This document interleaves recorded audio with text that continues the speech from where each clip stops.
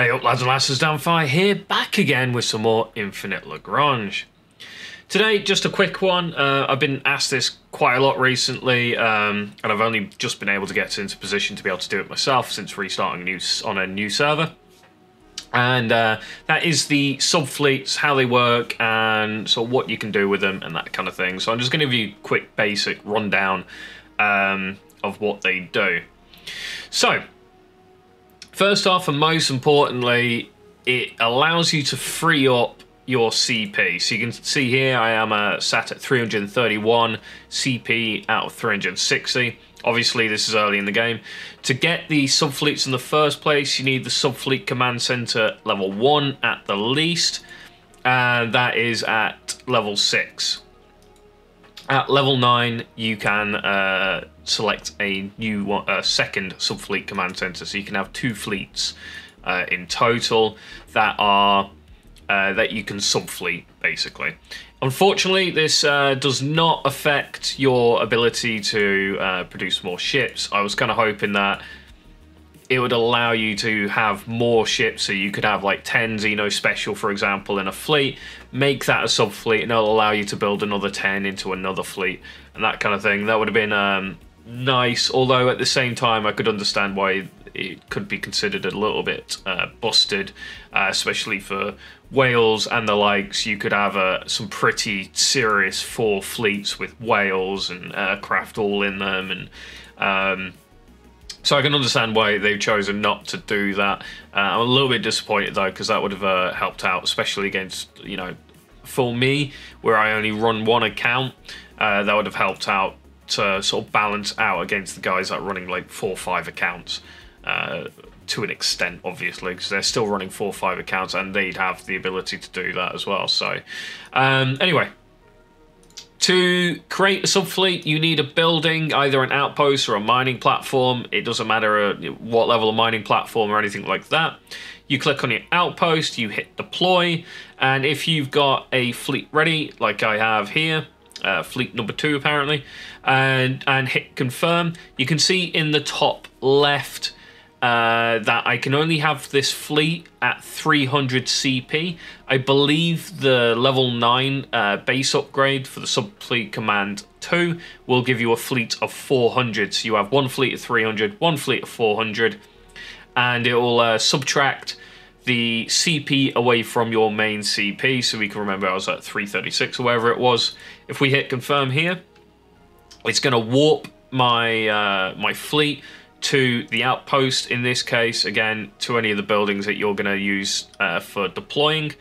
And once it arrives, you'll see the subtraction of the CP. So that should have arrived by now.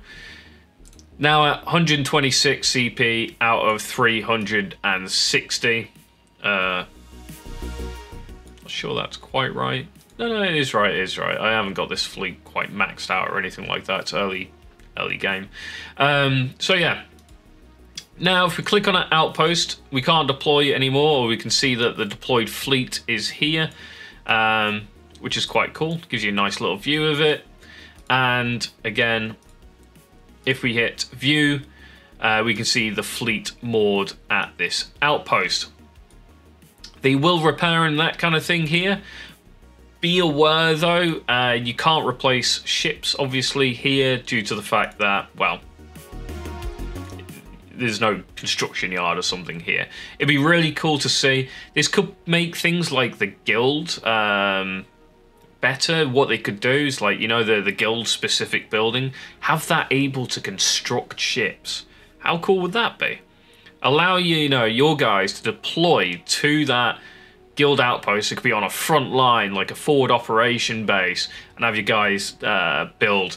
So if the devs, if you watch and do that, let the guild's building build ships and be able to support the fleets that are deployed to it.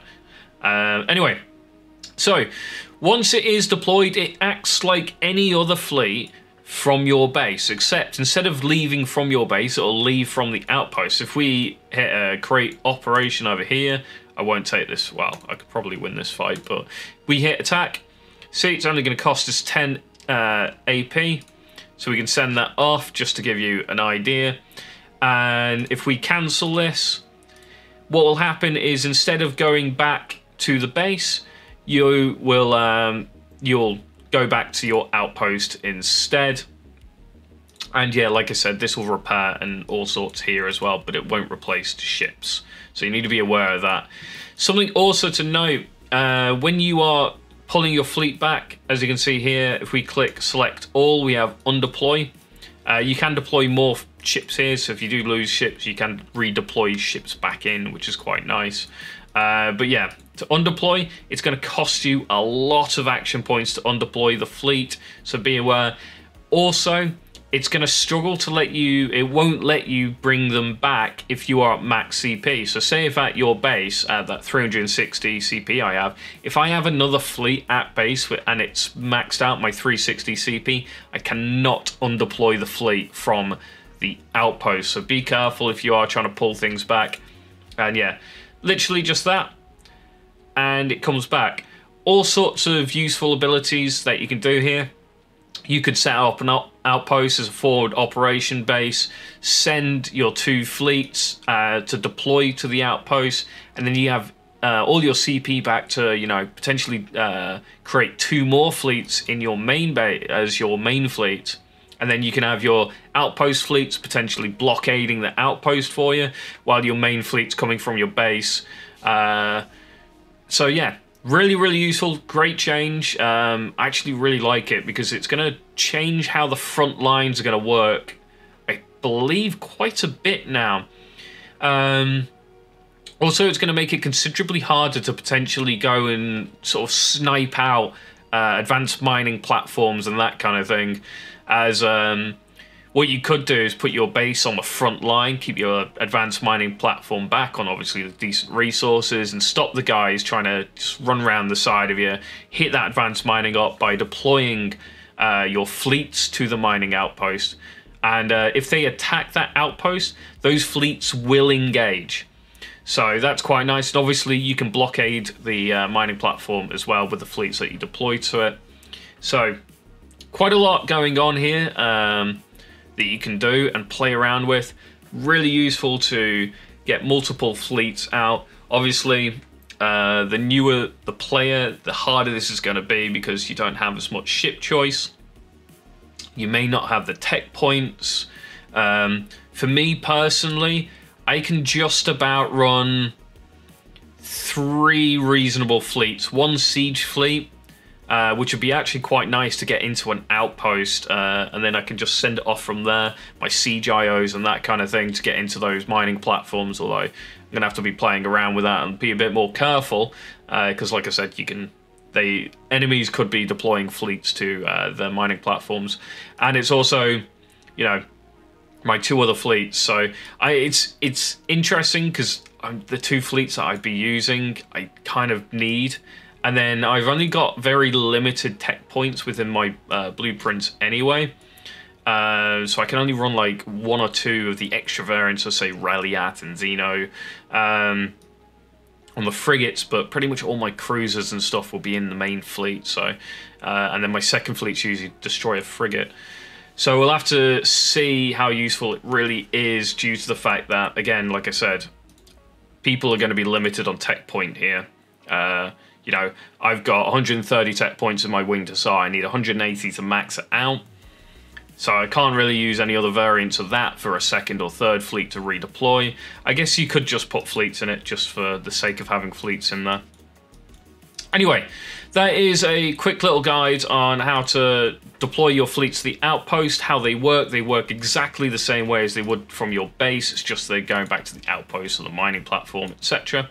And how to bring them back to your base. Again, like I said, when bringing them back, you need to make sure that you have spare CP available here. Otherwise, you will not be able to redeploy them.